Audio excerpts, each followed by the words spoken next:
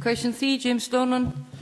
To ask the Scottish Government what recent discussions it has had with the Electoral Commission regarding campaign funding and donations in relation to the independence referendum. Cabinet Secretary Nicola Sturgeon. Government officials have regular discussions with the Electoral Commission about the Commission's role in the referendum, including campaign regulation.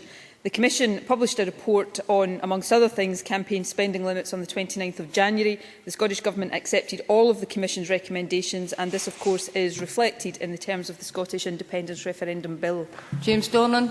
Thank the Cabinet Secretary for that answer. In the Daily Telegraph of 26 September 2012, the Labour MP John Mann described Mr Ian Taylor's donations to the Conservative Party as dirty money and was reported demanding that the Tories hand the money back.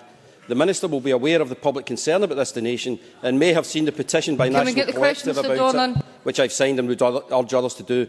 Does the Cabinet Secretary agree with me that Scotland's referendum must be conducted to the highest possible standards and that therefore the No campaign should hand Mr Taylor's £500,000 back pending a full internal investigation of this dodgy donation?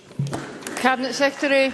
I am, of course, aware of the concerns that have been raised in the last couple of weeks and the seriousness of the questions that have been asked. I am also very aware that there are those in the Labour Party who previously criticised donations from the same source when those were made to the Conservative Party.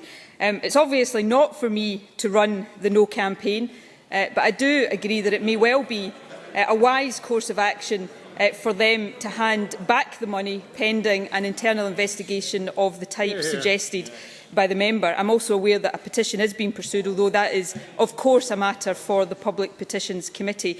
For our part, Presiding Officer, we are absolutely determined that this referendum will be run to the highest standards of probity.